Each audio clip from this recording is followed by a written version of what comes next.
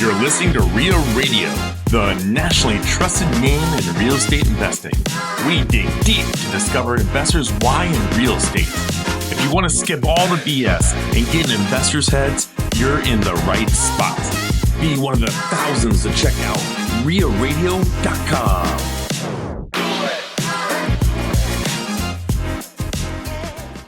Welcome to the Real Estate Rundown, episode 215 with Owen and Ted. Gosh. Hey, we've had some fun this week, man. I got to hang out with you at an apartment complex. I got to see the crew, you know, the Brandon Tauber, the Chris Pomu, Colin Schwartz. I think I've seen you more than my wife this week, which that's probably not, it was pretty normal. Yep. No, that's fair. Yeah. There's 8 hours in a day and 5 hours at night. Yes. Yeah. You know, the deal didn't come through, but I got to say one thing. You guys are like, oh, so sorry this deal didn't come through. I'm like, are you guys serious? I got to hang out with all four of you guys at the same time. This is great. Let's go look at a whole bunch of other properties we're not going to buy. I had a great time. Yeah, and we got to see Jose Pena walking around there incognito. And then Colin did like a video. It had a shark. Yeah. It was like where Jose was. Yeah, that was fun. So this is a 12, well, it used to be 15, formerly 15 unit multifamily property, now 12, because it's right off of Saddle Creek. For those of you not from Omaha, this is a notoriously flooded area around Midtown Omaha, which this particular property was in a really good spot. It was right next to a Hy-Vee, which is a well-known supermarket in the local market here, and then it's in a good hood. Right next to the post office. Yeah, 12-unit building, but only five of the units were occupied. The basement had flooded twice in the last 9 months. Three times. 3 times in the last 9 months. Yep. So it's in a flood zone. Like, the deal had some hair on it, but it was priced at $720,000 for arguably a 15-unit building, right? And with separate utilities and everything too. Yep. And so it was 60s built, all brick. I would have bought it if it weren't for the water issues. We would have bought it, I would say. What if you just didn't do anything with that basement, left it completely gutted, like a river runs through it? Yeah, and just said, hey, this is a 12-unit building and the basement's the basement. Well, are you saying you didn't do anything to it, like including didn't do any water mitigation? Yeah. Like, just let the basement be the basement, completely gut it, and you just focus on the top of the building. You'd have major mold issues down there. The basement is just concrete. You could still put a waterproofing system in there, and maybe you just put some storage units down there. Yeah, I mean, you'd have to raise it up. For the upstairs tenants. You could do that. I mean, you could buy and operate it as a 12 unit. I mean, it'd be worth a lot more money if it was a 15. But then you may have to rip it out because, But think about how little money you got put in it because you don't touch the basement. Yeah, but look, you walked through the units. I did. Every single unit needs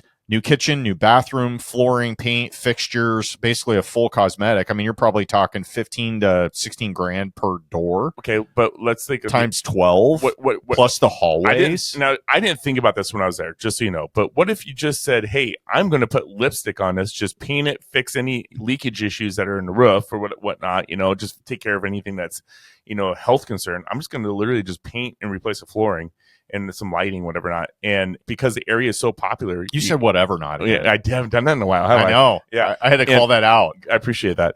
And with the basement, you just put storage units for the upstairs units. And it's just real basic storage down there. You can pay an extra $20 to get some storage.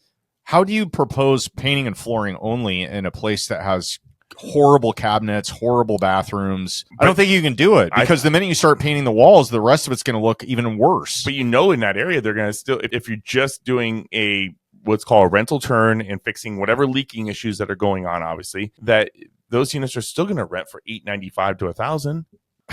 I mean, maybe. And if you're buying it at $700, I mean, those numbers make sense, like great sense. Why don't you do it? Because I'm battling some issues and it was my own business right now. I don't like the deal because of the water issues. Yeah, but if that basement is non-existent and water comes in there and there's no organic materials down there for the mold or flood, and if that water comes in, it is what it is, it's a little bit different of a story.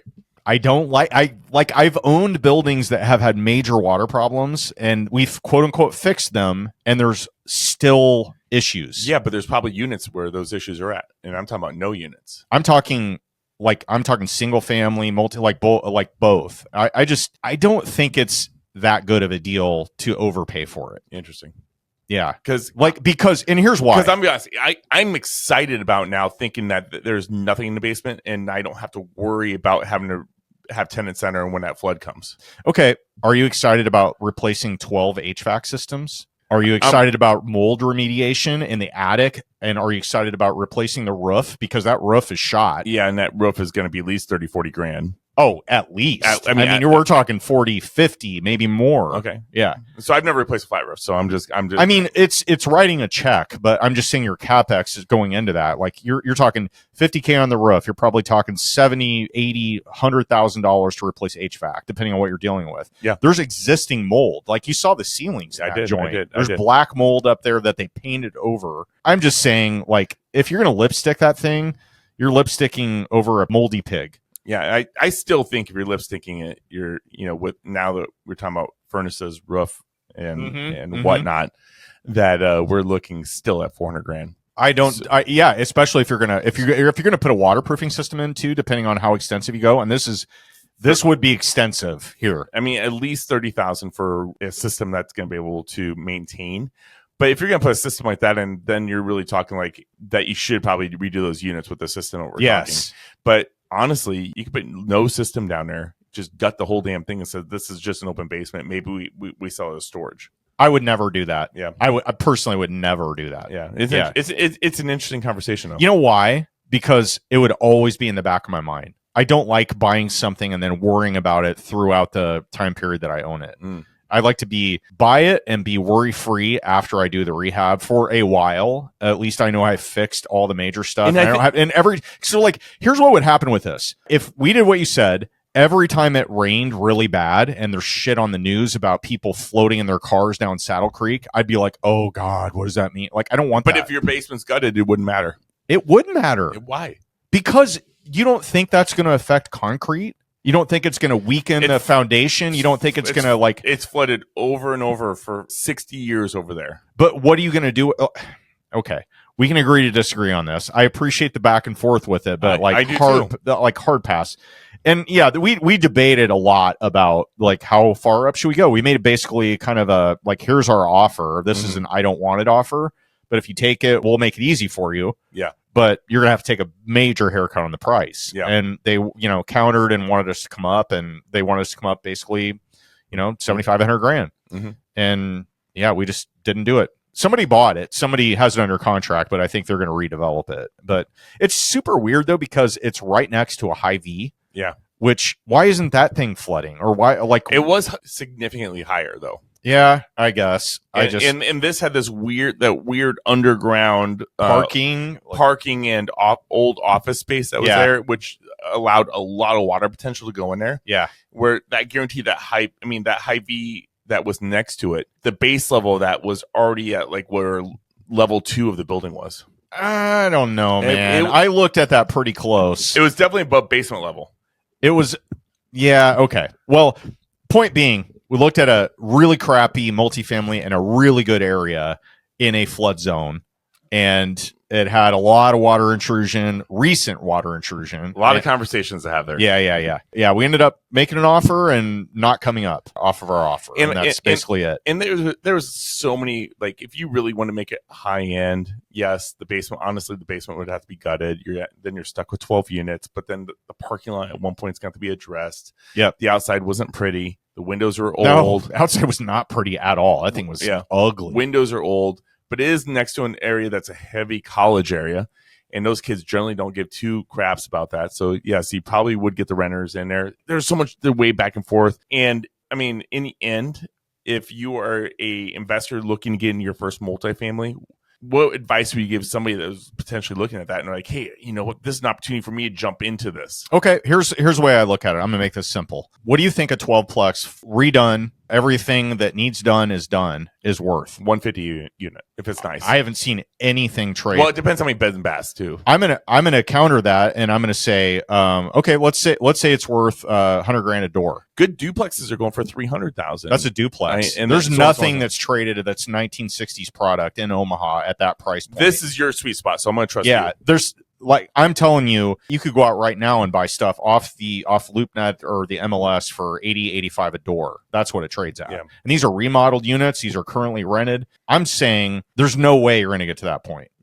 That's my opinion on this. But I didn't realize they were going that low. I thought that like 100K plus was the standard that I was. No, Okay. not in that vintage. I mean, maybe 90s built stuff. Honestly, you said fully rehab, so that's where my mind was. Yeah, I'm just saying. I'm thinking granite, new cabinets. Here's where my mind is. At most, that place would probably be worth 1.1, 1.2, maybe. And then for what? You got to buy it for almost 700 grand, and you're going to put 300, 400 into it. Like, that's a huge project for 100 grand in equity. No thanks. Yeah. Like, that's a year, 2 years of my life, probably. No. Yeah. Anyway, that's the way I look at it, but it's a deal for somebody. But they're going to have to do sweat equity or something to make it work, because the numbers don't check out. Or you're going to have to just raise the place and rebuild something new with better waterproofing and whatever. And I think that might be what happens. And I think it's a lot different too when you're like 20 something versus us that are in our 40s and 50s. You're right. Yeah. I probably would have taken a swing at that if this was 15 years ago. Yeah. Owen. Yeah, I guess that's where my point is. Yep. Okay, good. Yeah, all right. Hey, we're still friends. This is why we're friends. Well, I guess the point is, it was really good to see you and your partners in one spot. There's some of those guys I just haven't seen in a minute, and there was some really good people there. And man, if there was a day that I could just get all 5 of us at this table and just have some conversations, can you imagine how good that would be? I mean, we could just bring. I mean, I meet with these guys monthly, so we could just bring a microphone. Like, let's join in. Let's make that happen. Yeah, that was fun. It's always good to go out and go on those walkthroughs. I was not expecting an open house style showing. That was a curveball. It went from private showing. To like, hey, we have so much interest, we're just going to open it to everybody. Yeah, I was like, okay, we can see it at 2:00, and then all of a sudden there's like, oh yeah, there's 40 people here. Well, originally it was like the next showing was going to be like on the 29th, and they were like, hey, we're going to give you a private showing. And then I was like, oh, by the way, that's not a private showing. No hate on the realtor. I probably would have done the same thing. He's a great guy, and so we're just loosely talking here. So yeah. But hey, Wednesday, guys, probably one of the top 3 investors. What do you want to say? Not like personalities that we've ever interviewed. Would you say he's in the top 3? I'm trying to think where in the top 3 he would rank. I mean, so when you think top 3, I think top 3. I'm thinking like Brandon Turner, Pace Morby, Tarl Yarber. Yeah. So for those of you that don't know Tarl, grow up, because he's one of the biggest flippers probably in the U.S. in terms of volume. He operated in the Seattle, Washington market, has done over 650 house flips. Pivoted into burr investing after having a big facepalm moment and figuring out like, oh, I don't have any equity. I just make a ton of cash and I have nothing for later on in life. So he's hosted events that I guarantee you have heard about. One being Limitless Expo. Another one being REI Summit. Another one being REI Summit. And something he hosts that he couldn't tell us about. Yeah, and Fixated Real Estate is kind of his hallmark. So Fixated Real Estate, basically, they're an event company, and they're mostly doing stuff around real estate and financial freedom. So Limitless, that's what that's all about. Oh, also, by the way, he's partners with Ken McElroy.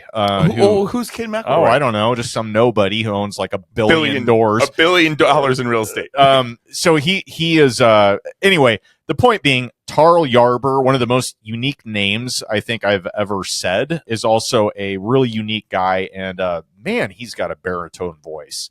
Like he's like listening to who's the guy off Coming to America who did Darth Vader too? James Earl Jones. Yes. Yeah, he's just like got that baritone voice.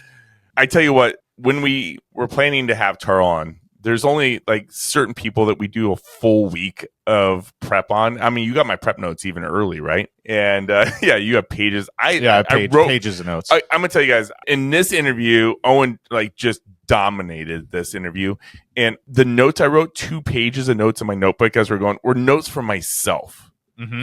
And oh man, when you have a person like this on the podcast, it's the reason that we do what we do. And I'm gonna tell you guys right now, if you don't listen to this, Ted will defriend you. And you don't take notes, and you don't like, I mean, really, really like listen to this 2, 3, 4 times, like just like that most impactful book that you've ever listened to, you are screwing yourself because you're not taking the opportunity to have somebody like this educate you. And he's kind of like when we met with Brandon Turner in person, and he's like the person that you see online is the person you're really getting, and you're going to see that today or when you listen to this on Wednesday. Great dude. I can't wait to meet him in person. We're by the time this airs, which is going to be, what is that? 2 weeks. Yeah. 2 weeks. All right. Okay. So we'll have already been to the REI Summit. We'll be coming it back. was awesome. Yeah, we'll be coming back and telling you all about it. Yeah.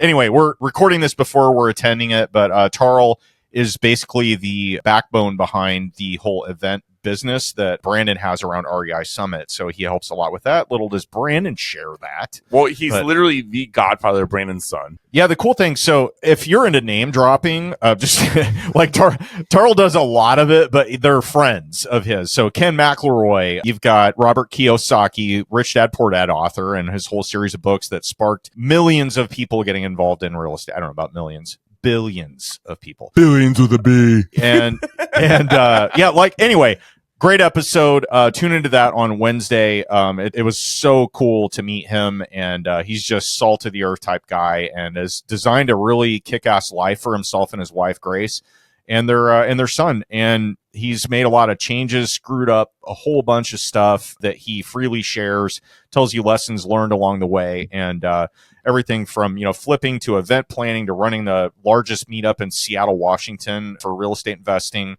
and a whole lot more, living in high cost of living markets repeatedly. And yeah, it's so fun. I can't wait to meet him in person and bring this thing full circle. I love it. Hey, listen to the episode. Give us a 5-star review. Yeah. How about we get into today's Golden Nugget? That was terrible. Thank you, Aiden. When you need to tap out and call the bullpen for somebody else to come in and do a voiceover for you, you need to clean your shit up, man. I'm going to take off your headphones and steal your mic here in a minute. All right. Today's Golden Nugget, for anyone still listening to this, God knows why. I got this the other day at our Caffeine and Cap Rates meetup, sponsored by Liquid Lending and REIA Radio. That's a great flyer you have. Is it? They had the wrong time on it. I never had heard of this. All right. So this is not going to apply to everybody. For those of you that are in the Midwest market, like a lot of the locals that we know here, there's an organization called Farm Credit Services of America. And they are basically, I don't know if they're a credit union bank. This is kind of impromptu. I've heard of them, yeah. So they have this deal where I believe, I've not verified any of this, but I don't care. If you own right now, or you stand to inherit at least 40 acres of land, you will fall into basically an agricultural category for their lending programs that they have. So if you have relatives and somehow you're going to inherit at least 40 acres of land, or you actually own that, you can get, like, from what I understand from talking with one of the attendees of the Caffeine and Cap Rates meeting, used to work there. And he said, hey, man, if you're going to inherit some farm ground, you will qualify for their program where they can basically undercut a lot of commercial banks by like 1% on their rates. That was like last week, right? No, that was yesterday. Oh, I missed that one yesterday. Yeah, you did. Sucker. I had a plumbing leak. Okay. And anyway, so not only will you get a discount on the going rate for commercial notes over a commercial bank that you would normally just shop at, they also will send you a 1% dividend at the end of the year. So you're talking a 2% like arbitrage or 2% swing here in interest rates. I am going to look into this because my family comes from Southwest Iowa, and we've got, farmland and all that stuff. So I'm excited about this. I mean, that's a huge deal. That's going from, 8 to 6% back in the heyday here of 3 years ago. What was the last thing you got excited about? I get excited. There's random crap every day that I get excited about. I don't know. That was exciting. I don't know what. I don't know. I just like to F with you a little bit, just find out the things that, tweak with your brain. Twinkle? Tweak. Man, you are... I never know what's going to come out of your mouth. I know. Could be random words that don't fit together. This is why I don't speak 90% of the time. Aiden's like, please get me out of here. All right. So one thing I mentioned during Golden Nugget was my plumbing leak, man. Like, I don't know what the hell it is, but when it rains, it pours. Like literally. Oh God, I don't know what it is, but like, so Airbnb business is on fire right now. Probably one of the best months I've ever had after having a couple of bad months, right? Even to a point where I listed a property for sale, and I'm like, you know what? It hasn't sold in the first week. I'm going to go ahead and throw it back on Airbnb as a 29-day minimum. $3,400 booking comes in next day. Okay. And I'm like, money. And then I'm like, okay, so now I got to get this ready. So I'm like going through getting this ready. And it's like, I get another booking from Furnish Finder. And it's like an insurance company. Like, hey, we want one of your units. And this apartment would rent for like $700, $800 a month normally, right? But no, I'm going to be now renting it for $1,850 a month. So I got to rent a person, their house burned down. They need a place to stay. They're going to be in here for the next 9 months, right? Here comes for the first time I've ever dealt with this, all of a sudden the bathroom, the ceiling's collapsing. Okay. And it's all happened the last 7 days. And we cannot find it. I sent a professional master plumber there. Oh, I think you need we've had a leak in the sink above the unit. Obviously not that big of a leak. With the tub, you might need caulk around the surround. And I'm like, that doesn't make sense to me because it's got that flange that comes up underneath the tile. And I'm like, there's no way water's getting down there. Yes, we'll go ahead and caulk it. I totally get it. And I'm sitting here and I'm like, I'm just dumbified where this water's coming from. We had to cut a massive hole in this. There was a puddle of water on the floor, the whole entire ceiling. And this is our old podcast studio. and I'm like, the whole ceiling is like cracking around the edges. The seams are bursting. The middle's going. I'm like, where is this water coming from? Every unit is full of an Airbnb. So now I'm like, hey, can we please get access to your unit? And so each unit, we're turning the water on, we're flushing toilets for a solid hour, no leaks. So what is above the ceiling that collapsed? Another bathroom. Right. But this sounds to me like a supply line, not a drain line. There's nothing. Like we have cameras. I brought a guy in with an infrared camera to try to see if he could see something last night. Nothing. And we're running the water, we're flushing the toilets in every single unit. Not one drop. Okay. Is the flashing bad around your stack that goes up? The stack like it's rained the last few days. The stack is another unit over. Okay. So where does the vent pipe go that's behind the shower? It goes diagonal into the vent. Okay. Which is another unit over. I'm just saying, like, this is not a small amount of water that's going to cause dry. Because, like, if it's just a slow drip or, like, somebody's taking a shower and they splash water over and they don't have it caulked around the edge of the tub, it's not going to cause the ceiling to collapse. Totally. It'll just drip a few times and then it'll dry. Totally. So this is a 3-story building. And there's just nothing in there that says that this is a water-related issue because this is floor 1. There's 2 floors above it.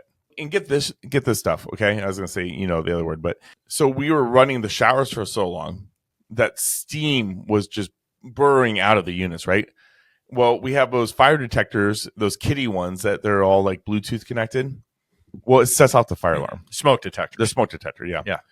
And so every smoke detector in the building is going off. Well, since then, and I can't figure out why, every detector is beeping like it has a little battery. And they all have like those 10-year batteries in them. So every Airbnb has complained since last night. And then I get there and there's like 7 fire detectors on the front porch. Because people are just detached. Yeah, they're like, I can't sleep. Yeah. And I'm just sitting there. So I'm like, maintenance guys there. I'm like, let's, you can like, because they're all like sealed battery systems. Right. And those things are expensive as shit too. And I'm like, let's turn them off. Let's turn them back in and hit a reset button. And then they're still all flashing, but they're not beeping at least. And then put them back in. I'm like, what a nightmare. Yeah. I mean, you're running a bed and breakfast, man. I feel like that's what B&B is. I just want to. You're an innkeeper. Like, they're making really good money for me right now. So, like it's hard to like, I know, bitch too much. Right. But is it worth it? No, like I just want to sell them and go into something different. Like I don't want to deal with tenants anymore. I don't want to deal with guests anymore. I just want to like do something like storage units where if, hey, you screw up, I'm going to put a lock on your shit. If you don't pay in 3 months, I'm going to go ahead and auction that off. That seems so much easier to me. Yeah. I don't, maybe it's not storage. I'm just telling you that that's the most attractive sounding thing right now. And I'm ready for the next chapter. Talking to Tarl, I'm like, man, I feel like I'm already an event specialist. maybe I can be like Tarl and have event special. But is that really going to be the big money that I really want to grow my life? Maybe not, but the events excite me. Yeah. And I have a passion for it. The most stressful part is selling tickets. Yeah. By the way, we have an event August 20th, which is our mid-sized multifamily event. So I'm super excited about that. And based on what Tarl says, all your tickets are pretty much sold within 30 days. No, he said all the ticket sales happen between 30 to 60 days out. Yeah. That's what he meant. Yeah. So they're going to happen closer to the time. But we're already over 20% tickets sold. Nice. So yeah, we're on our way there. We are. Yes. Well, guys, if you do want to check out more events that we're putting on, check out Omaha REIA.com, or you can get on REIAradio.com and it will lead you there. Also to check out all of our events that we do here in Omaha, Nebraska. So we do appreciate that. If you do love the content that we put out, please share it with somebody that you love or somebody that want to get into real estate investing. Also, there's a another podcast out there that Jay Scott and Mauricio Raoul, Kyle Wilson, and AJ Osborne are on, called Drunk Real Estate, and they I don't know who all is involved in that, but I know like Ashley and Jay for sure are involved in Conference Connect, which they have basically, if you go to conferenceconnect.com, they have a list of all upcoming events that are coming up in the real estate space, as well as a whole bunch of others. So it's a good way to find out, and you can also register as a speaker and find out who's speaking and all that stuff. So just check that out. Did you register as a speaker? No, I have not. You should. Have you? I'm not a speaker, but you are. Oh, you're a speaker. Well, you're speaking right now. I'm more of a person that brings people together than I am a guru or a coach. Anyway, check out Conference Connect. It's pretty cool and a good way to find out kind of what's going on, because like I don't know where all the events are. I mean, you hear about the big names and the people that put a lot of money behind marketing. Those are the ones that are in your face all the time. But there's some really good, like maybe lesser known events out there, and that's a good way to find them. So, what event do you think you're going to attend next year that you didn't attend this year? I'm going to try to go to Limitless. Actually, now that Tarl, I didn't know the whole thing about it, but I hear it's awesome now that I've been paying attention. So I'm going to try to do that this year, and then next year, I'm not sure. I'll probably do BP Con, and we'll see how REI Summit it is. Yeah. Here that we know now how it is because this is after. No, it's before. It's before. Man, we're all over the board here. I think I'm going to go to the National REIA conference next year. But the problem is it's always at the same time that the BP conference is. I know. There's a whole bunch that happen in October and November, like in Orlando. That seems to be like the hot spot and timing for it. But yeah, it's hard, man, with like kids and activities and family vacations and all that stuff. You got to pick your battles. I'm excited to see who we get to meet with when we're at the REI Summit next week. That's going to be like old home week, man. We got like 6 people coming from Omaha and Lincoln that are going to be speakers there. So it's going to be great. Should be fun. Yep. Well, with that, Owen Dasher, we see us out. On behalf of REIA Radio, the absent Aiden Bear, and Ted Kosh, I'm Owen Dasher, and you're listening to the Real Estate Rundown. Signing off.